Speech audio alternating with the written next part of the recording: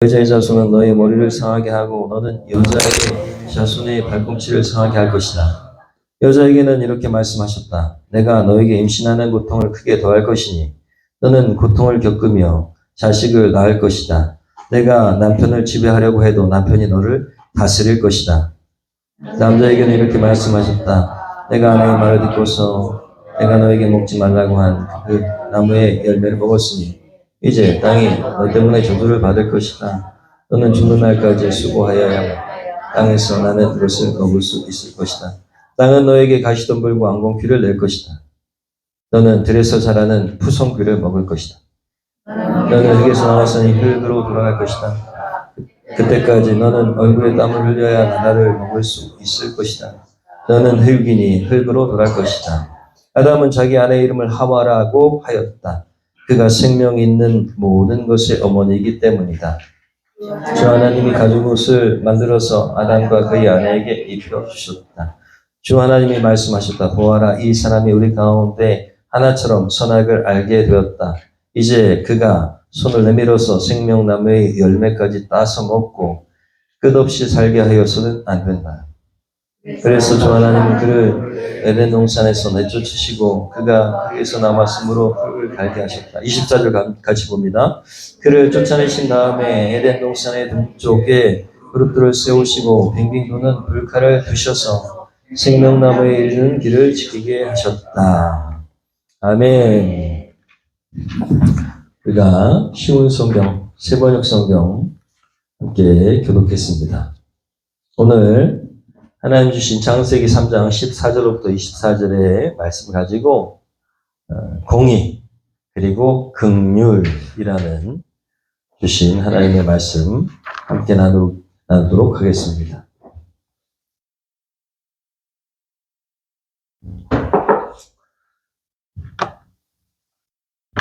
하나님은 땅을 창조하셨을 뿐만 아니라 공의와 긍휼로 다스리시는 분이신 줄 믿습니다. 오늘 말씀을 묵상하면서 준비하는 과정 가운데 하나님께서 섭리 베푸셔서 목사님의 글을 보게 하셨습니다. 목사님의 글 중에는 프랑스 작가인 아델베르트 폰 샤미소라고 하는 사람의 소설이 소개되고 있는데요. 그 소설의 이름은 그림자를 판 사나이라는 소설입니다. 주인공은 슐레밀이라고 하는데 이 슐레밀이라고 하는 사람이 함부르크에 부잣집 파티에 가게 됐어요. 그런데 그곳에서 회색 옷을 멋지게 입은 특이한 사람을 만납니다. 그 회색 옷을 입은 사람이 자기가 갖고 있는 놀라운 그런 마법 주머니가 있는데 주문을 외우면 그 말을 막 쏟아낸다는 거예요. 그러면서 제안을 합니다. 나는 자네의 그림자가 필요한데 나한테 팔지 않겠는가?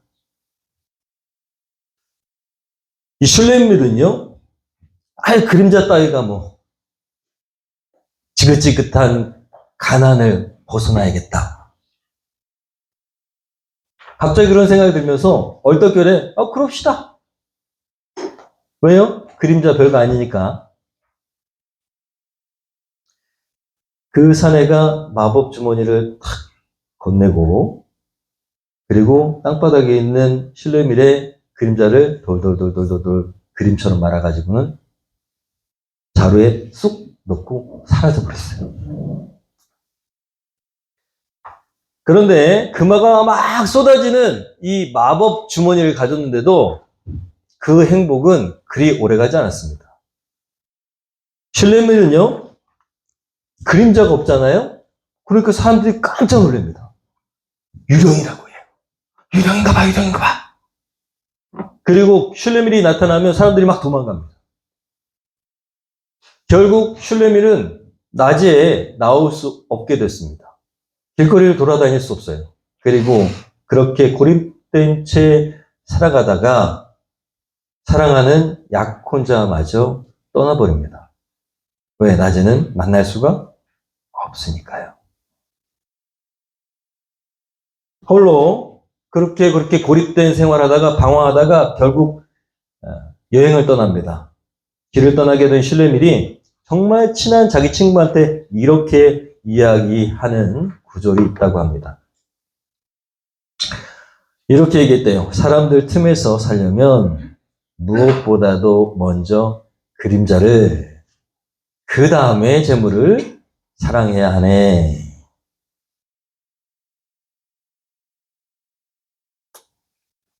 여러분 어때요? 참 많은 것을, 짧게 얘기했지만 참 많은 것을 담고 있는 그런 소설입니다. 철학적인 소설. 하찮은 그림자. 하찮은 그림자잖아요. 그림자 없어도 살 수 있잖아요. 그런데 돈이 더 중요하고 금화가 더 중요하다고 생각해서 바꿨거든요.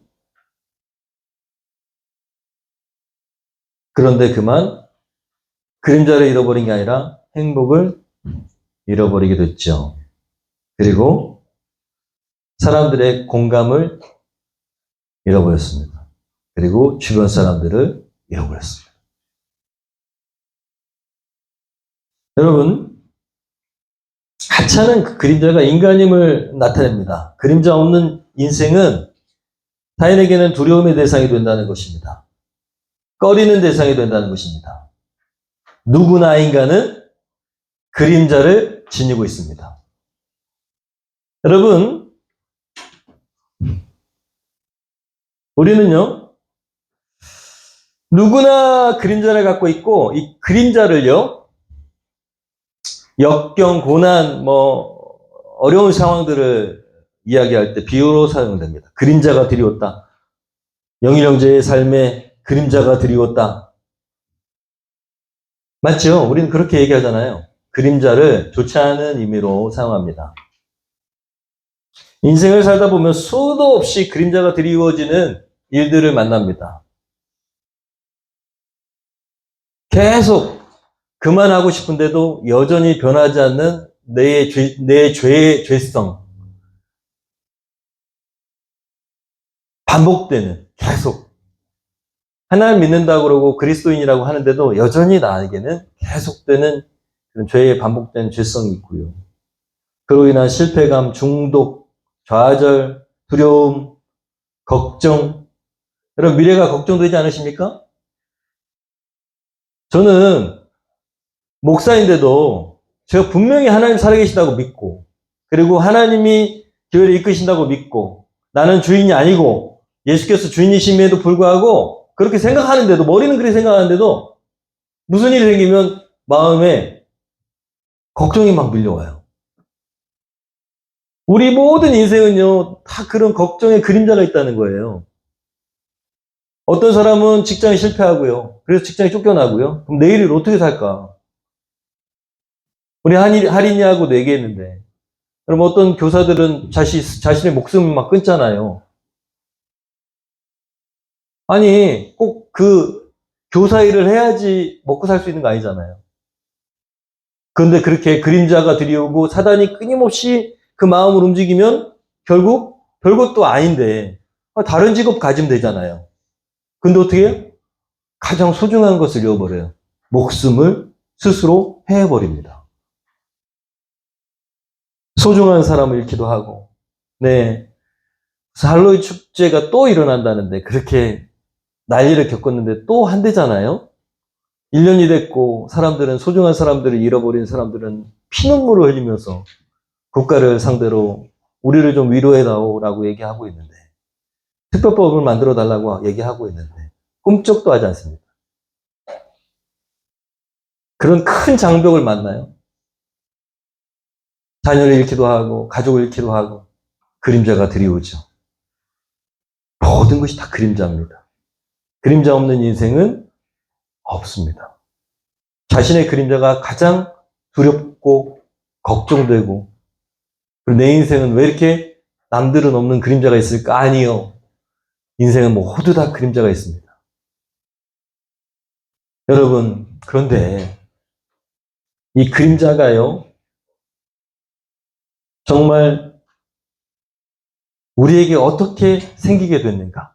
그리고 그림자가요, 그렇게 어둠의 그림자가 우리에게 드리워졌는데, 그런데 놀랍게도 하나님은 그 불행과 걱정과 두려움과 실패와 절망의 그림자 가운데 있는 그 사람에게 더 큰 은혜를 베푸시는 분이십니다. 그래서 하나님 없는 인생은 불행하고 끊임없이 좌절과 낭만 가운데 넘어지지만, 하나님이 있는 인생은 다른 줄로 믿습니다. 하나님이 있는 인생은 그림자 가운데 있더라도 하나님의 은혜를 누릴 수 있고 하나님의 놀라운 빛을 누릴 수 있는 줄로 믿습니다.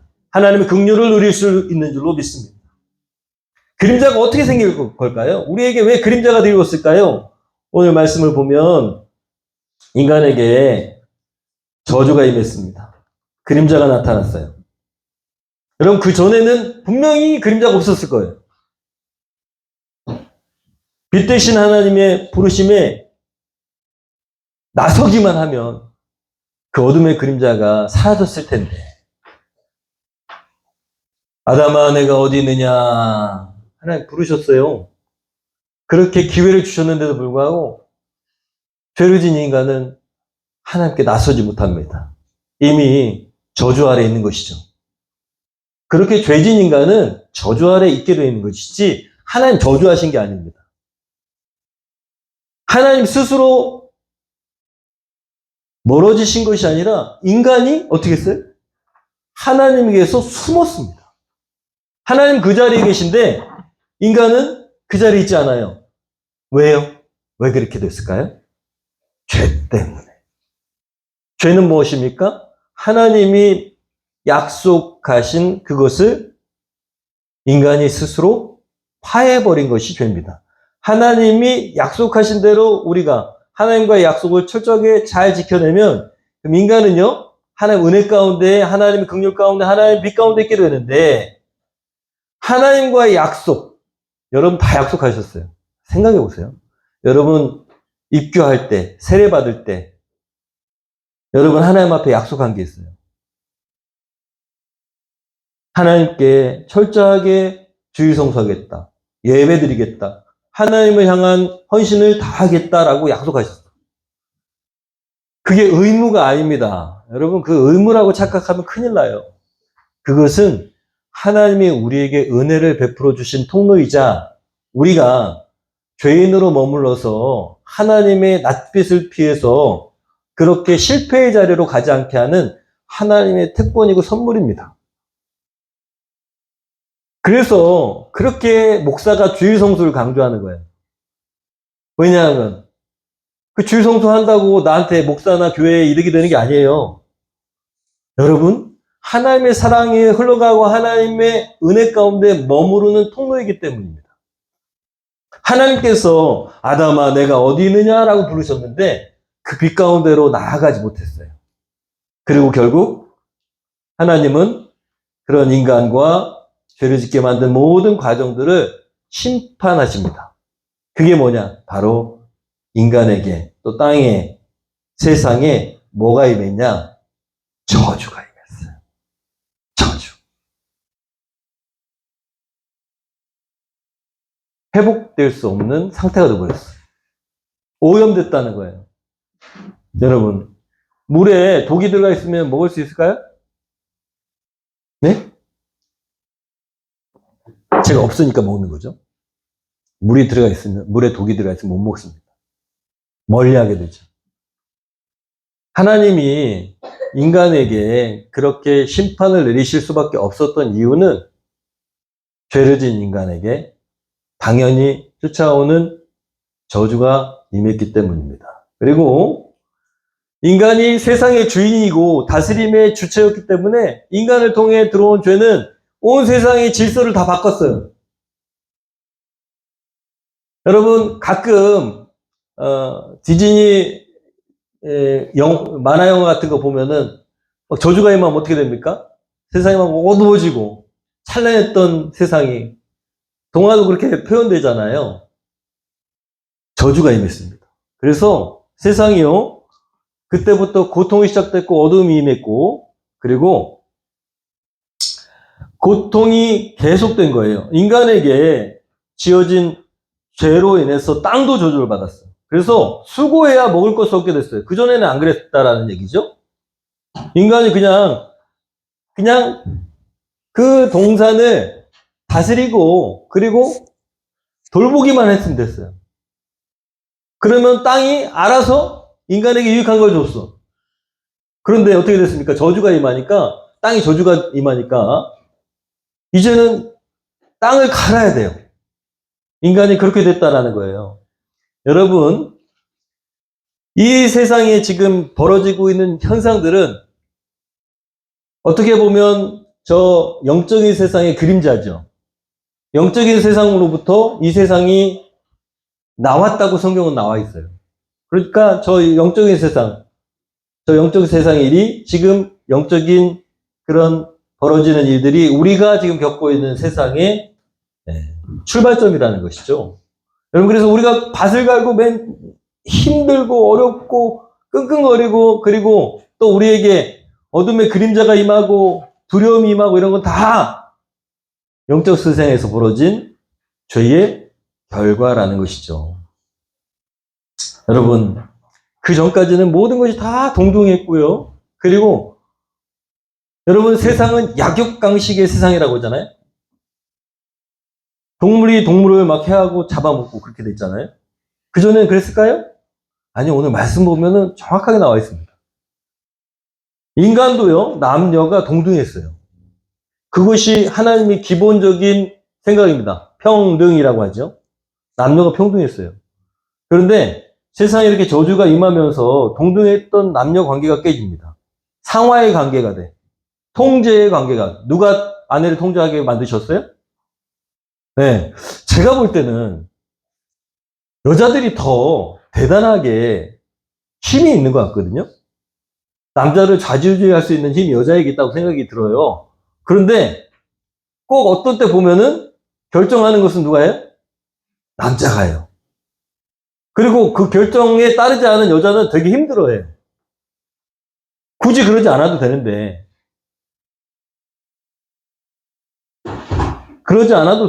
그렇게 해야지 여자가 편해지는 것은 왜일까? 하나님이 그렇게 말씀하셨기 때문에. 평등한 관계에서 어떻게 됐다고요? 통제의 관계 됐어. 네가 아무리 능력이 있어서 남자를 다스리려고 해도 너는 남자의 다스림을 받을 것이다 라고 하나님 말씀해 버리셨어. 그리고 결과적으로 그렇게 됩니다. 아내는 산통의 고통을 겪게 되고 그 다음에 또 남자는 밭질을 해가지고 땀이 뻘뻘 흘리고 고통을 당해야 얻을 것을 얻게 되고 저주가 임하고 뱀에게도 임하고 뱀이 사단인데 사단은 어둠의 세계로 쫓겨가고 그렇게 된 것이죠. 땅의 것을 탐하게 되고 그런 것들입니다. 다. 자, 여자가요. 처음에 아담에게 하나님이 데려왔을 때 아담이 여자를 뭐라고 불렀냐면 이샤라고 불렀어요. 이게 히브리어입니다. 이샤. 남자는 이슈예요. 이슈. 흙에서부터 나왔다는 뜻으로 자기를 그렇게 불렀고 그리고 아내는 자기가 동등된 조건으로 이샤라고 불렀어요. 성경에 그게 나옵니다. 그런데 하나님이 이제 남편이 너를 다스릴 것이다 라고 한 다음부터는 어떻게 아내를 부르냐? 자기 아내를 하와라고 부릅니다. 하와. 생명이라는 뜻의 하야에서 온 단어예요. 이제는 나하고 너는 동등되지 않고 너는 생명을 지키는 자다라고 그냥 분리시켜버렸어. 아담이 그렇게 부릅니다. 그래서 동등됨이 깨진 거예요. 여러분, 그래서 어떻게 보면 아내가 막 힘이 있어가지고 남편을 막 짓누르는 집이 행복할 것 같지만 안 된다는 거예요. 그게. 이상하게도 안 돼. 왜? 하나님이 그렇게 지금 말씀하셨기 때문에 그런 거예요. 통제를 벗어난 여자는 불안감을 느끼게 되어 있습니다. 하나님이 그렇게 만드셨어요. 여러분, 그렇게 인간에게 저주가 임했고 그것이 여러분 이 세상에 어둠이 찾아오게 된 배경입니다. 저주가 임한 것이죠. 그림자는요. 우리가 가진 그림자는 어쩌면 인간의 죄로 인한 꼬리표일지도 모릅니다. 죄의 상징인 것이죠. 그런데 이것이요. 봐보세요. 그림자가 없으면 그 존재가 엄청 두려울 거예요. 여러분 그림자가 있어서 괜찮지. 어느 순간 여러분의 그림자가 없다 생각하면 어떤 생각이 들까요? 와, 이상하다. 나도 죄의 꼬리표가 있고 너도 죄의 꼬리표가 있죠. 맞죠? 그림자 있잖아요.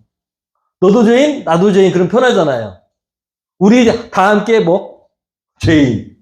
우리는 어차피 죄인. 이러면 편하잖아요. 근데 그 중에 그림자가 없는 존재가 있어. 어떨까요? 죄의 꼬리표가 없어. 두렵겠죠. 어떻게 보면 바리새인과 이 유대인들이요 예수님을 십자가에 못 박은 이유가 그걸지도 몰라요. 예수님은 죄의 꼬리표가 없어. 이상해. 우리하고 달라. 물론 사단이 주장한 거겠지만 결국 십자가를 지는 것이 하나님 뜻이기에 글로 가셨겠지만 인간은요 자기와 다른 존재들은 싫어합니다. 여러분이 꼬리표가 없이 죄를 정말 극복해가지고 예수님의 마음과 같이 직장 생활을 해보잖아요? 그럼 어떻게 될까요? 가만 안 둬요. 왜? 죄 꼬리표가 없으니까. 하나님을 인간이 왜 두려워합니까? 하나님은 빛이시기 때문입니다. 그림자가 있어요, 없어요? 하나님 그림자가 있을까, 없을까요? 네. 성경에 나와 있어요. 성경에 나와 있어. 읽어볼까요? 야고보서 1장 17절입니다. 온갖 좋은 은사와 온전한 선물이 다 위로부터 빛들의 아버지께로부터 내려오나니 그는 변함도 없으시고 회전하는 그림자도 없으시니라. 하나님 그림자가 없대요. 왜 없으셔요? 온전한 빛이시니까. 죄가 없으시니까. 이런 존재를 만나면 어떻게 될까요? 인간은요, 죄인이기 때문에 소멸해버립니다. 소멸해버려. 제가 보니까 아무리 대단한 뱀도요, 무슨 오소리인가 뭘 만나면 그게 빠른데도 오소리가 다 잡아먹어요. 이게 뭐라고 합니까? 천적이라고 그러죠? 네. 죄의 천적은 뭘까요? 하나님이죠. 빛이시고, 흠이 없으시고, 완전한 그런 존재를 만나면 어떻게 된다고요? 네, 소멸해 보인다고요. 그러니까 우리가 빛 되신 하나님이 두려운 거예요. 왜? 우리는 그림자가 있으니까요. 죄의 표가 있으니까요. 여러분, 하나님은 빛이십니다. 하나님은 그렇게 에덴 동산으로부터 우리가 그림자를 지니게 됐을지도 모릅니다. 그렇죠? 그때부터 그림자가 생겼을 거예요. 왜냐하면 하나님과 함께한 시간, 세상은 어떨까요? 그림자가 있을까요? 없을까요? 없어요.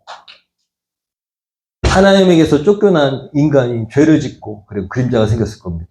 여러분, 하나님의 그 은혜가 우리 죄로 인해서 어둠에 숨게 되고 수치심을 지니게 된 우리가 하나님 피해서 숨어 지니게 됐는데 그럼에도 불구하고 하나님은 놀랍게도요 그런 인간을 내버려 두지 않으십니다. 저주의 그림자에 가득 차 있는 인간, 그 빛 대신 하나님께서 친히 찾아오셔서 그런 인간에게 긍휼을 베풀어 주십니다. 굳이 그러시지 않아도 되는데. 왜? 하나님은 빛이시고 동시에 사랑이시기 때문입니다. 하나님은 사랑이십니다.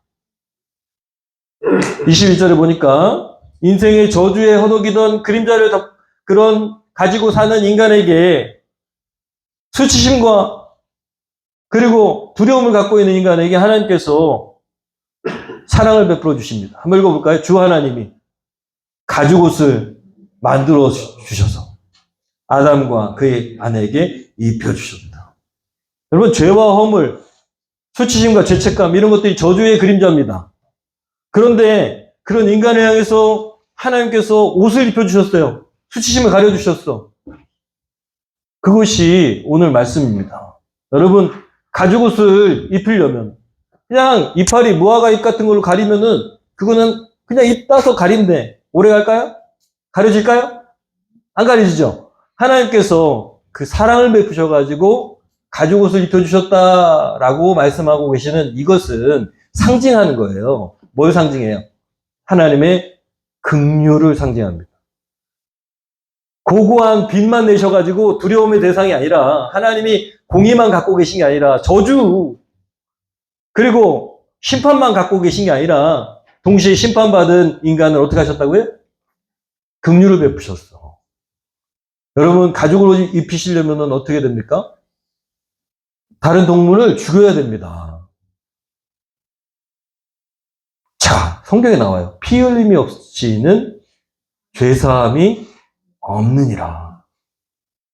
창세기에부터 하나님은 인간을 덮어주셨어요. 피 흘림이 없이는 죄사함이 없느니라. 하나님께서는요, 인간의 수치의 죄를 가리워 주셨어요. 어떻게? 다른 동물의 희생을 통해서. 여러분, 이것을 기억하는 인간은요, 모든 전 세계의 모든 인간들은 똑같이 제사를 드려요. 동물을 잡아. 피를 흘려. 인간이 다 똑같습니다. 신기하죠? 왜? 하나님이 그렇게 먼저 우리에게 보여주셨기 때문에. 여러분, 그리고 결국 이것은요, 나중에 무엇이 됩니까? 예수 그리스도를 희생시키셔가지고 우리에게 의의 옷을 입혀주시는 것입니다. 여러분, 그냥 되는 게 아니에요. 그것을 상징하는 거예요. 가죽옷을 입혀주셨다라는 것은 나중에 예수 그리스도를 잡으셔가지고 십자가에 잡으셔가지고 하나님이 친히 우리를 덮어주셨어. 뭘로요? 영원한 가죽옷을 입혀주신 것입니다. 그런 은혜를 잊어버리면 안 됩니다. 은혜를 잃은 자는 모든 것을 잃는 거예요. 여러분, 은혜를 잃어버리면 모든 것을 다 잃어버린 겁니다. 그래서 그리스도인은 뭘 잃어버리면 안 돼요? 다른 거 다 잃어버려도 하나님의 이 은혜를 잃어버리면 안 됩니다. 돈, 명예, 모든 거 다 잃어버려도 하나님의 은혜를 잃어버리면 안 됩니다. 어떤 은혜? 자기 아들을 잡으셔가지고. 이 성경은요, 너무 신기하게도 이 창세기부터 쭉 요한계시록까지 다 하나로 이어져요. 하나님이 희생을 시키셔서 인간을 구원하셨다. 여러분, 아브라함에게 뭘 요구하세요? 아들 요구하시잖아요. 왜 그러셨을까? 늘 얘기하지만 아브라함이 아들 이삭을 바치는 마음을 받으셨기 때문에 동시에 하나님은 똑같이 우리에게 뭘 내어주신 거예요? 아들을 내어주신 거예요. 실제로. 면밀히 흐르고 있어요. 이게 구원의 역사입니다. 구원사라 그래요. 성경에는 창세기부터 저 끝까지 다 구원의 역사가 기록되어 있어요. 여러분, 우리는 보이지 않지만 예수 그리스도의 옷을 덧입고 있는 것입니다. 왜요? 왜? 하나님의 은혜입니다. 하나님의 전적인 은혜. 우리의 인생은요, 보면은 시커먼 그림자가 드리워져 있는데, 그런데 그것을 어떻게 하셨어요? 예수 그리스도라는 그 희생을 통해서 예수 그리스도의 옷을 입혀주셔서 우리가 빛나고 있는 겁니다. 하나님이 보실 때는 빛나고 있는 거예요. 우리 눈에는 다 그 인간이 그 인간인 것 같고 똑같은 인간인 것 같지만 영적인 세계의 눈으로 보면 다르다는 거예요. 현미경으로 보면은 세상이 다르게 보이죠? 전자망원경으로 보면 세상이 다르게 보이죠? 우리의 눈이 진짜가 아니라는 거예요. 영적인 세계의 눈으로 보면 우리가 다 다르게 보인다는 거예요. 여러분, 하나님의 은혜는 그림자가 있는 곳에 임하게 되어 있습니다. 로마서 5장 20절, 21절 한번 읽어볼까요? 율법 시작. 율법이 들어온 것은 죄를 더하게 하려 함이라. 그러나 죄가 더한 곳에 은혜가 더욱 넘쳤나니 이는 죄가 사망 안에서 왕노릇한 것 같이 은혜도 또한 의로 말미암아 왕노릇하여 우리 주 예수 그리스도로 말미암아 영생에 이르게 하려 함이라. 여러분, 죄가 있는 곳에 하나님의 은혜가 임한다는 것입니다. 그림자가 있는 곳에 하나님의 빛이 임한다는 것입니다. 그래서 세상은 그림자를 싫어하고 저주를 싫어하지만 우리는요, 저주 아래 있기 때문에 하나님의 은혜가 있는 것입니다. 우리가 절망 가운데 그림자가 드리워지는 인생이 우리에게 찾아올지라도 우리는 희망이 있는 것은 그때 하나님의 은혜가 더욱 넘쳤다니. 여러분, 하나님의 은혜는 그런 자에게 더 주목하시고 은혜를 베푸시려고 하시는 하나님의 은혜가 있다는 것입니다. 그게 하나님의 긍휼입니다. 하나님은 완전하시기 때문에 공의로우세요. 그런데 동시에 그 공의 아래에 허덕이는 죄된 인간을 향한 뭐도 갖고 계시다?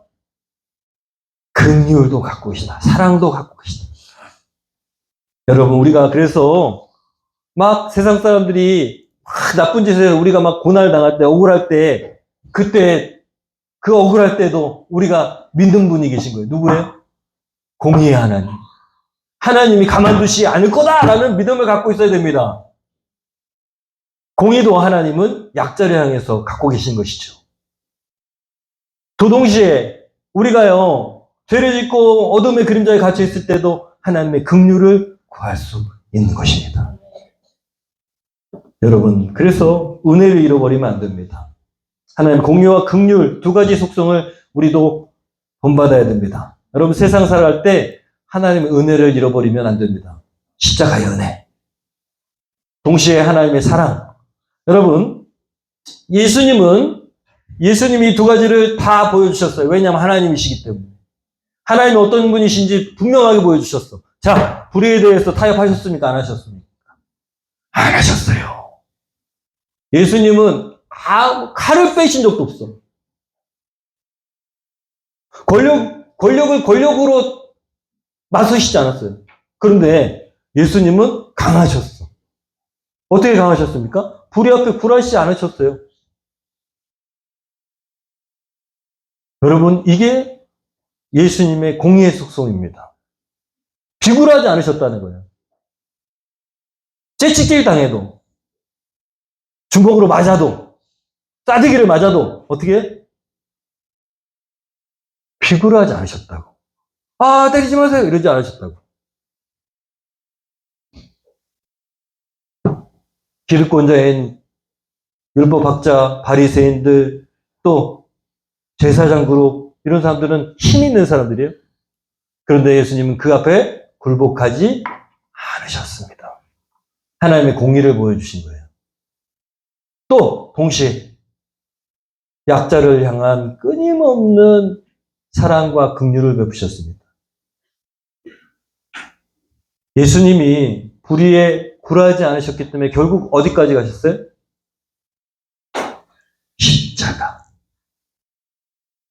십자가에까지 가게 되셨어요. 인간의 교만이죠. 인간의 교만 때문에 하나님을 십자가에 못 박았어요. 여러분, 우리도 남 같지 않습니다. 잘 생각해 보세요. 우리가 하나님 앞에 교만할 때 예수님은 십자가에 달리시는 거예요. 그래서 내가 못 박았습니다 라고 생각하는 그 은혜를 잃어버리면 안 됩니다. 내가 주님을 못 박았습니다. 여러분, 우리가 하나님 앞에 그렇게 저주를 받을 만큼 하나님을 거역했기 때문에 결국 예수님께서 십자가에 달려 돌아가신 거예요. 우리는 하나님의 공의와 긍휼을 지니고 계신 예수님을 본받아야 될 줄로 믿습니다. 세상을 살아갈 때 여러분 어떻게 사시렵니까? 두 가지 모습을 다 가지고 있어야 됩니다. 말씀을 준비하는데 피오렐로 라과디아라고 하는 사람의 이야기를 보게 하셨어요. 피오렐로 라과디아는 뉴욕의 시장입니다. 3번이나 시장을 했다고 그래요. 사람들은 엄청 이 사람 좋아했습니다. 지금도 뉴욕에 가면 퀸즈에 라과디아 공항이라는 공항, 이 사람의 이름이 거기에 담겨져 있어요. 그에게 아주 전설적인 일화가 있는데 이런 이야기입니다. 시장이 되기 전에 이 사람은 판사였어요. 판사. 들어보신 적 있을 거예요. 실제로 있었던 일입니다. 1930년. 그 판사로 이제 있을 때 어떤 노인이 잡혀왔어요. 1930년. 상점에서 빵을 훔치다가 잡혀왔어요. 노인이 잡혀왔어. 그리고 재판합니다. 라가디아가 묻습니다. 전에도, 여보시오. 할아버지, 전에도 빵 훔친 적 있습니까? 그러니까, 할아버지, 노인이죠. 제가 알기로는 여자로 알고 있어요. 정확하게. 어쨌든 그 노인이 얘기합니다. 아닙니다. 저 처음 훔쳤습니다. 왜 훔쳤습니까? 저는 원래 선량한 시민으로서 잘 지금까지 살아왔는데 나이가 많다는 이유로 일자리를 주지 않습니다. 며칠을 굶다 4일이 됐는데 그런데 너무 배고파가지고 수중에 돈이 없다 보니까 가게에 들어갔는데 빵이 보이더라고요. 그래서 어쩔 수 없이 갖고 나왔습니다. 판사님, 너무 배고팠습니다. 그러면서 눈물을 흘리는 거예요. 라가디아 판사가 판결을 합니다. 그 얘기를 다 듣고 아무리 딱하다 할지라도 남의 빵을 훔치는 것, 남의 것을 훔치는 것은 죄입니다. 법은 만민에게 다 평등하고요. 예외가 없습니다. 법대로 판결합니다. 당신에게 $10 벌금형입니다. 저 돈이 없어요. 빵을 훔쳤다고. 그러니까 사람들이 막 그 법정에 있는 사람들이 웅성웅성 하면서 이야기합니다. 왜 그럴까요? 너무 불쌍한 노인네를 그냥 풀어줄 줄 알았는데 벌금형을 내리니까 그것도 $10. 그 당시엔 되게 큰 돈이었거든요. 선처해 줄 거라고 생각했는데 벌금형을 내려버린 거예요. 라가디아 판사가. 사람들이 웅성웅성 합니다. 그런데 라가디아 판사가 그렇게 웅성웅성하는 그 자리에서 얘기합니다. 아직 끝나지 않았습니다. 제 얘기가 끝나지 않았어요. 이 노인, 이분이 빵을 훔친 것은 그의 책임만이 아닙니다. 이 도시에 살고 있는 우리 모두의 책임입니다. 그래서 저는 나 자신에게도 $10의 벌금형을 내리고요. 여기 계신 분들 다 50센트씩 벌금을 내셔야 됩니다. 사람들이 어떻게 했을까요? 아무 소리 안 했습니다. 이렇게 모자에 그 판결에 따라서 판결을 내렸는데 판결에 따라서 모자를 딱 제일 먼저 누가 돈을 넣습니까? 네, 판사가 $10 넣습니다. 그리고 거기에 있던 방청객들이 다 $50 넣었어요. 그리고 노인에게 얘기합니다. 벌금 내십시오. 몇 달러? $10. 나머지는 가져가서 빵 사먹으세요. 눈물이 확 나는 그 노인. 결국 그 도시의 모든 사람들이 이 노인을 돌보게 됐고 라가디아는 유명해졌습니다. 그리고 결국 뉴욕시에 뭐가 됐다고요? 시장이 됐습니다. 시장으로 당선됐는데 뉴욕시가 그때만 해도 마피아로 인해서 범죄의 도시였대요. 엄청 범죄가 많고 이 사람이요 시장이 되자마자 범죄와의 전쟁을 선포하고 마피아의 모든 돈줄을 끊습니다. 이 지금 뭐 하고 있는 거냐면 슬롯 머신을 부시고 있는 거예요. 누가요? 이 사람 라가디아예요. 157cm밖에 안 된답니다. 다 부시고 그리고 뉴욕시를 건강한 도시로 탈바꿈시키는데 몇 년? 3번 동안에 시장이 되는 동안에 바꾸는 거예요. 사람들은 이 사람의 별명을 작은 꽃이라고 불렀답니다. 왜? 그리스도의 향기가 난다고. 이 사람이 도시를 향기롭게 했다고. 작은 꽃. 왜? 157밖에 안 되니까요.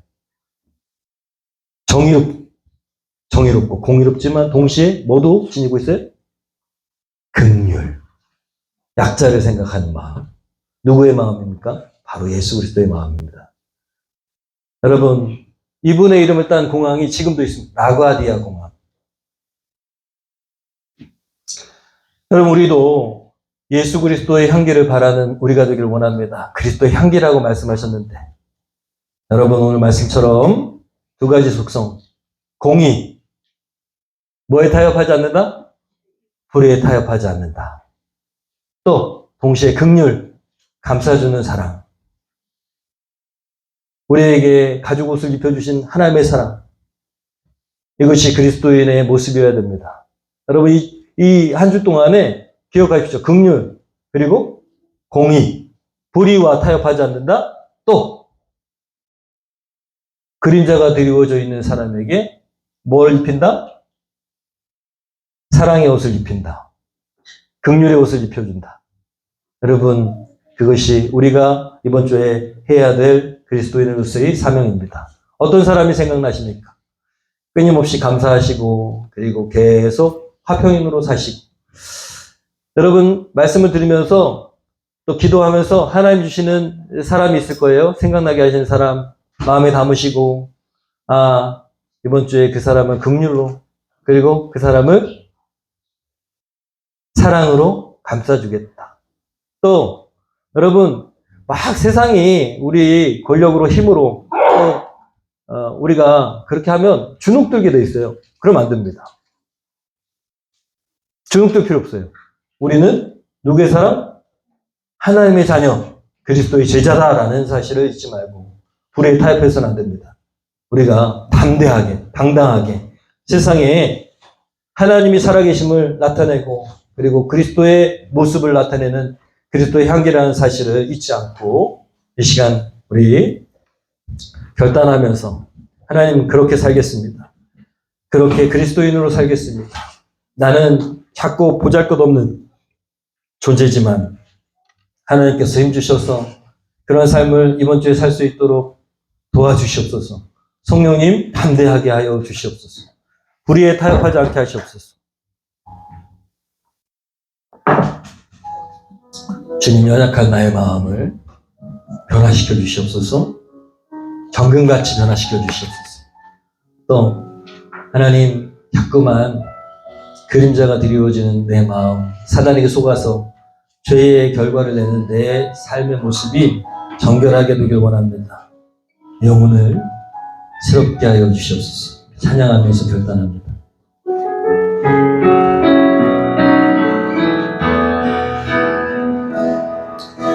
나의 마음을 정금과 같이 정결케 하소서. 나의 마음을 정금과 같이 하소서. 내 영혼에 한 소망이 있으니 주님과 같이 거룩하게 하소서. 나의 삶을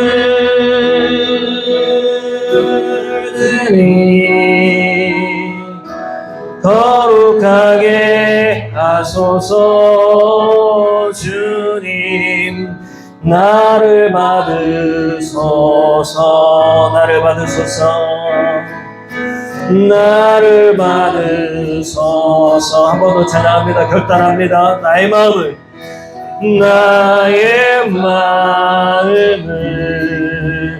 정금과 같이 정결케 하소서.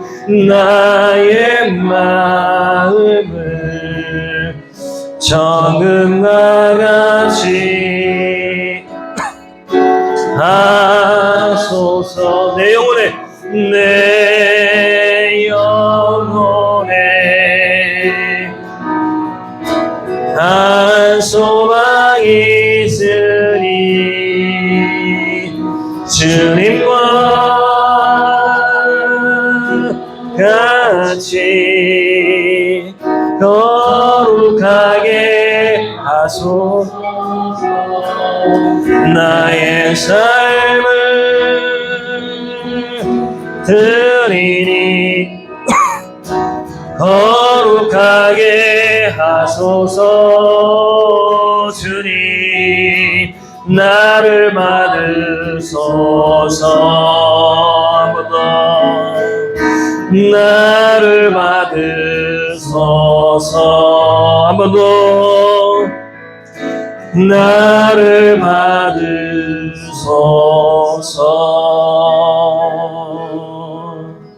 이 시간에 주님께 우리를 드립니다. 결단합니다.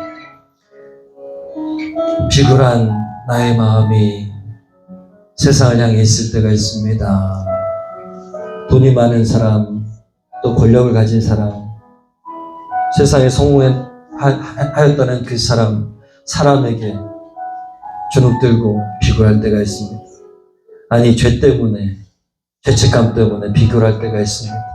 하나님, 사람을 향해서 그런 마음 품지 않도록, 세상을 향해서 그런 마음 품지 않도록 주님 담대하게, 정금과 같이 담대한 마음 주시옵소서. 또 동시에 하나님이 우리에게 베풀어 주신 긍휼의 마음, 약자를 향한 마음, 상처받은 영을 향한 마음, 정말 우리의 마음이 예수 그리스도의 마음이 되고, 남편을 향해서, 가족을 향해서, 또 이웃을 향해서, 친구를 향해서, 직장 동료를 향해서 그런 마음 품을 수 있도록 하나님 넉넉한 그리스도의 마음을 부어주시옵소서. 생각나게 하시는 삶을 위해서 기도합니다. 한 주간 그를 품고 기도하며 또 나의 모습, 나의 삶을 하나님께 드리며 정금과 같은 삶을 살 수 있도록 도와주시옵소서. 이 시간에 결단 기도합니다. 주님 도와주시옵소서. 주여,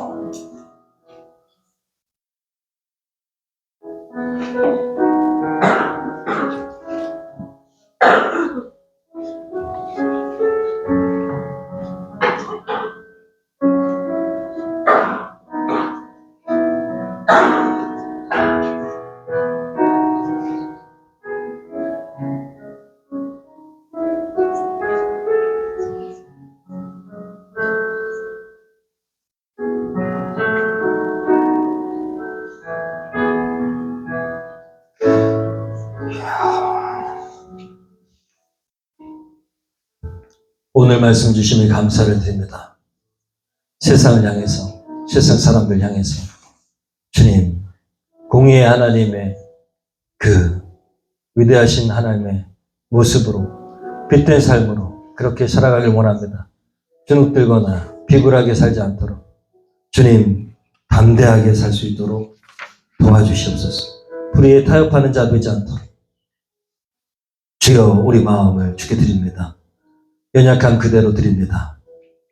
그림자 있는 모습 그대로 드립니다. 주여, 우리를 변화시켜 주시옵소서. 주님, 그리스도의 사랑으로 가득 차길 원합니다.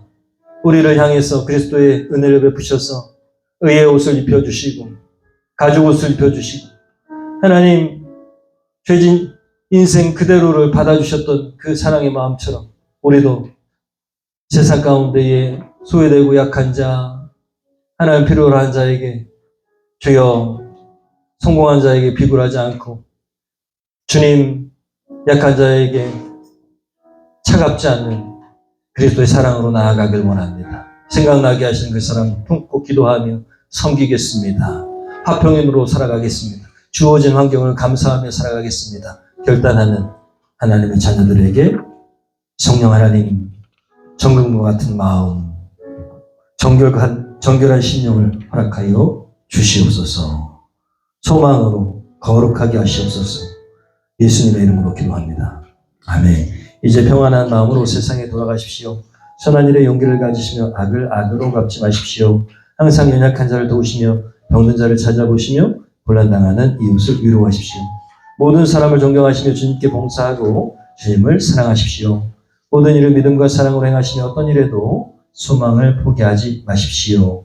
그리고 거룩하신 성령님께 순종하여 기쁨과 감사의 생활을 해 나가십시오. 우리 하나님 아버지는 여러분을 항상 도와주실 것입니다. 이제는 우리 주 예수 그리스도의 은혜와 하나님 아버지의 갚을 수 없는 극진하신 그 사랑하심과 성령님의 내주하시며 끊임없이 레마의 말씀으로 우리를 인도하시는 그 인도하심, 이 자리에 함께 예배하는 우리 사랑하는 귀한 올바른 교회 성도들과 그들의 가정과 그들의 하는 모든 일 가운데에 만나는 모든 사람들 가운데에 이제부터 영원토록 함께 하시길 간절히 축원합니다. 아멘.